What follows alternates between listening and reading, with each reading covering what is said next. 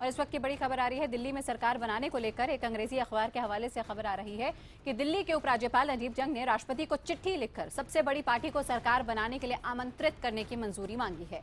आपको बता दें कि दिल्ली विधानसभा चुनावों के बाद बीजेपी अभी 29 विधायकों पर है। सूत्र बता रहे हैं कि राष्ट्रपति ने उपराज्यपाल की चिट्ठी को गृह मंत्रालय के पास विचार के लिए भेज दिया है।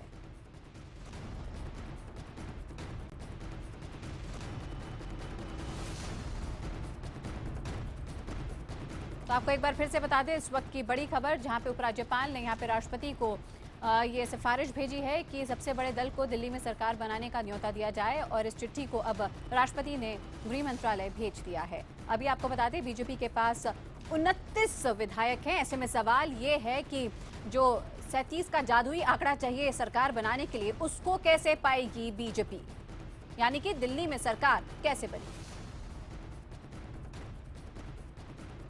तो आपको एक बार फिर से बता दें दिल्ली के उपराज्यपाल नजीब जंग ने राष्ट्रपति प्रणब मुखर्जी को चिट्ठी लिखकर बीजेपी को सरकार बनाने के लिए आमंत्रित करने की इजाजत मांगी है। दिल्ली विधानसभा में बीजेपी 31 विधायकों के साथ सबसे बड़ी पार्टी है, लेकिन इनके 3 विधायक सांसद बन गए हैं। इनके अलावा सहयोगी शिरोमणि अकाली दल का भी एक विधायक है। सरकार के सूत्र बता रहे हैं कि राष्ट्रपति ने एलजी की चिट्ठी को गृह मंत्रालय के पास राय के लिए भेज दिया है। राष्ट्रपति भवन से संपर्क साधने पर सूत्रों ने पुष्टि की है कि नजीब जंग ने गुरुवार शाम राष्ट्रपति के पास रिपोर्ट भेजी थी। जाहिर है कि बीजेपी सरकार बनाने के लिए दिलचस्पी दिखा रही है। एक सच ये भी है कि ज्यादातर विधायक फिलहाल चुनाव नहीं चाहते हैं। फरवरी में अरविंद केजरीवाल के मुख्यमंत्री पद से इस्तीफे के बाद से दिल्ली में राष्ट्रपति शासन लागू है। हालांकि आम आदमी पार्टी विधानसभा भंग कर चुनाव की मांग कर रही है।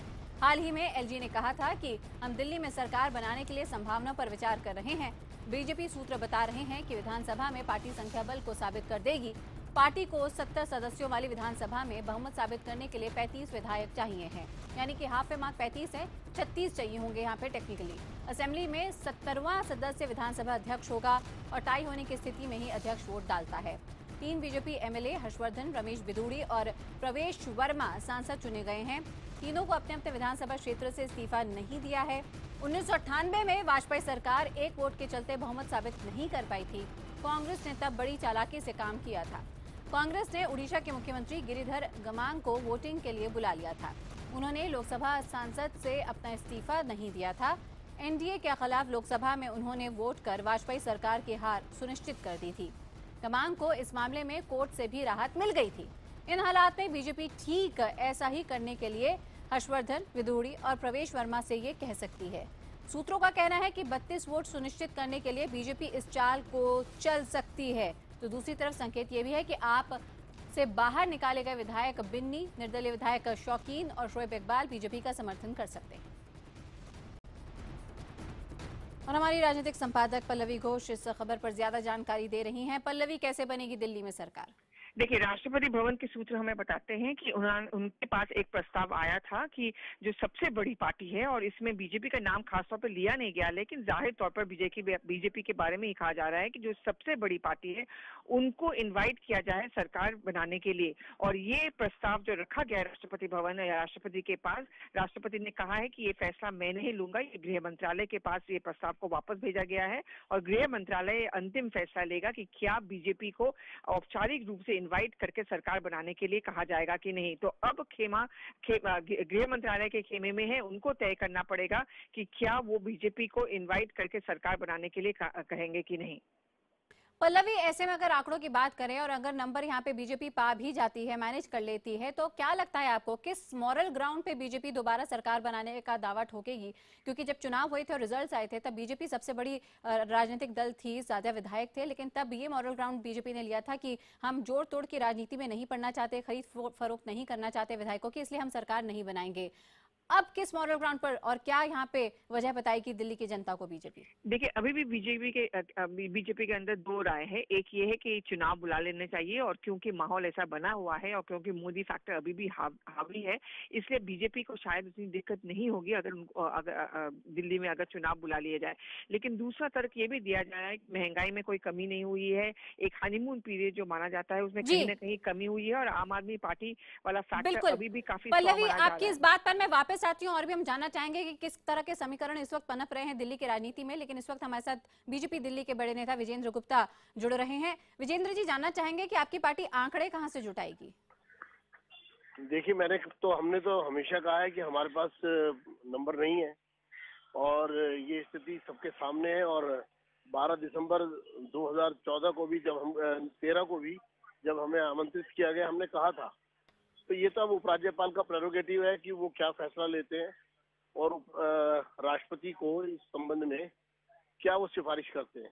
हम कुछ बीते दिनों की तस्वीरें भी दिखा रहे हैं और मीटिंगों का दौर भी चलता रहा है उपराज्यपाल के साथ बीजेपी के नेताओं का, चाहे हम सतीश उपाध्याय, रजनी अब्बी की बात करें या दूसरे दिल्ली बीजेपी के नेताओं की बात करें। क्योंकि उपराज्यपाल ने राष्ट्रपति को ये चिट्ठी भेजी है कि आमंत्रित किया जाए बीजेपी को सबसे बड़ा दल होने के नाते सरकार बनाने के लिए, तो क्या कहीं से भी आपकी पार्टी की तरफ से ये इच्छा या फिर ये इशारा नहीं जाहिर किया गया था उपराज्यपाल की तरफ कि आप सरकार बनाना चाहते हैं? नहीं तो भला वो ये सिफारिश क्यों भेजेंगे राष्ट्रपति को? हम ऐसी सिफारिश के लिए उपराज्यपाल पर क्यों दबाव डालेंगे? उपराज्यपाल एक संवैधानिक संस्था है, ये उनकी जिम्मेदारी है, ये फैसले उनको लेने हैं। किसी भी राजनीतिक दल का हस्तक्षेप करने का कोई सवाल ही नहीं उठता। विजेंद्र जी, यानी कि आप कह रहे हैं कि बीजेपी की तरफ से कभी भी कोई संकेत नहीं उपराज्यपाल को दिया गया कि आप सरकार बनाने के इच्छुक हैं? ये प्रश्न ही नहीं उठता। उपराज्यपाल महोदय ने जो भी करेंगे वो संवैधानिक तरीके से करेंगे और विधिवत करेंगे और उन्हें करना चाहिए। विजेंद्र जी, तो ऐसे में नहीं आंकड़े होता। आपके पास नहीं है, ये बात आप मान रहे हैं, लेकिन अब अगर यहाँ पे आपको आमंत्रित किया जाता है तो आप क्या करेंगे? ये तो अभी हाइपोथेटिकल सवाल है कि उपराज्यपाल क्या फैसला लेते हैं। उसके बाद जो भी परिस्थिति होगी उसके अनुसार हम अपनी बात कहेंगे। लेकिन अभी तो हम यही कह सकते हैं कि हमारे पास फिलहाल नंबर नहीं है। आने वाले दिनों में क्या परिस्थिति बनेगी और क्या नंबर उपराज्यपाल क्या जुटाने की कोशिश की जाएगी? देखिए, मैं इसको हाइपोथेटिकल सवाल कहूंगा। ये तो बात तय है कि दिल्ली में पिछले लगभग 7 महीने से सरकार नहीं है और इसके लिए जिम्मेदार जो लोग हैं वो आप भी जानते हैं और मैं भी जानता हूँ, दिल्ली की जनता भी जानती है कि जो लोग सरकार छोड़ करके भाग गए। तो अब आप जिम्मेदारी उठाएंगे? आप जिम्मेदारी उठाएंगे? आप तो सबसे बड़ा राजनीतिक दल बीजेपी इस वक्त दिल्ली की विधानसभा में, तो आप जिम्मेदारी उठाएंगे कि यहाँ पे सरकार दी जाए दिल्ली की जनता को? ये तो समय बताएगा, लेकिन हाँ, दिल्ली के पास चुनी हुई सरकार होनी चाहिए। दिल्ली के विकास में जो भागीदारी, जो एक प्रकार की भूमिका चुनी हुई सरकार की हो सकती है, वो शायद किसी और तरह संभव नहीं है। विजेंद्र जी बिल्कुल विजेंद्र जी, सरकार की जरूरत है दिल्ली में जाहिर तौर पर, ताकि तेजी से काम हो सके। दिल्ली की जनता भी यही इंतजार कर रही है। ऐसे में क्या लगता है आपको, देरी कहां पर हो रही है? अगर दिल्ली में चुनाव भी कराने थे तो अब तक चुनाव हो क्यों नहीं पाए? ये मैंने बताया ना, ये तो यूपीए की गवर्नमेंट बताएगी पहले। अब तो आपकी सरकार है केंद्र में। हाँ, तो ये तो फैसले उपराज्यपाल को लेने हैं ना। उपराज्यपाल उस समय भी उपराज्यपाल थे, आज भी उपराज्यपाल है और इस सवाल का जवाब तो उपराज्यपाल ही दे सकते हैं, क्योंकि ये उनका संवैधानिक अधिकार है। विजेंद्र जी, आप हमारे साथ बने रहिए। अपने दर्शकों को हम यहाँ बताते चलिए, नंबर्स आप देख सकते हैं टीवी स्क्रीन पर, जहाँ पे 28 + 3 + 1 + 2 निर्दलियों, शिरोमणि अकाली दल और 28 बीजेपी के विधायकों को मिलाकर क्या आंकड़ा बनता है। 8 विधायक कांग्रेस के पास है तो 27 विधायक अभी आप पार्टी के पास हैं। ऐसे में विजेंद्र जी, हाइपोथेटिकल सवाल हमारे इसलिए नहीं है क्योंकि अब इस बात की पुष्टि होती जा रही है कि उपराज्यपाल ने यहाँ पर जो चिट्ठी है वो राष्ट्रपति को भेजी है, यानी कि सिफारिश कर दी गई है उपराज्यपाल की तरफ से कि बीजेपी को आमंत्रित किया जाए सरकार बनाने के लिए। हाइपोथेटिकल सवाल बिल्कुल नहीं है। अगर आने वाले दिनों में आपको आमंत्रित किया जाता है तो क्या रुख रहेगा आपकी पार्टी का? खबरें तो ये भी आ रही है कि आपकी पार्टी अंदर 2 खेमों में बटी हुई है कि चुनाव कराए जाए या फिर सरकार अभी बना ली जाए। अब उपराज्यपाल जी ने चिट्ठी में क्या लिखा है ये मैं तो नहीं बता सकता। हम बता रहे हैं आपको, जो अब तक खबरें सामने आ रही है उसके मुताबिक तो यही।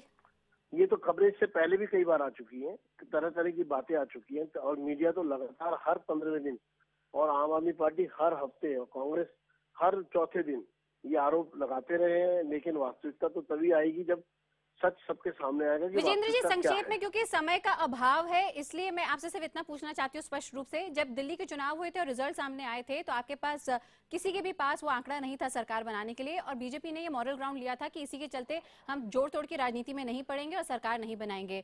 यही मॉरल स्टैंड आपको लगता है आगे भी कायम रहना चाहिए आपकी पार्टी का, चाहे आपको आमंत्रित किया जाए तो भी? देखिए, हमें एक बार आमंत्रित किया गया था, हमने अपनी बात रख दी थी, उसके बाद बाकी पार्टियों ने जोड़ तोड़ करके सरकार बनाई थी। नहीं, अब आपकी पार्टी क्या करेगी? क्या हालात बदल गए अब आपके लिए? अब ये तो हाइपोथेटिकल, फिर वही बात, अभी सामने परिस्थिति आने दीजिए, क्योंकि उस समय हमारे सामने स्पष्ट परिस्थिति थी और उस परिस्थिति में हमने निर्णय लिया था। अभी स्थिति स्पष्ट नहीं है और जब स्थिति स्पष्ट होगी तब आपके सामने अपने निर्णय के साथ आएंगे हम। बिल्कुल विजेंद्र जी, और आपकी भी हम मजबूरी समझ सकते हैं कि सीधे सीधे तमाम जवाब आप भी नहीं दे सकते। फिलहाल आप IPN7 के साथ जुड़े, इसके लिए आपका बहुत बहुत शुक्रिया अदा करना चाहेंगे। आपको बता दें फिलहाल बीजेपी के पास यहाँ पे 34 विधायक हैं, कांग्रेस के पास 8 और आपके पास 27। सवाल यही है कि अगर दिल्ली में सरकार अब बनती है तो फिर कैसे बनेगी।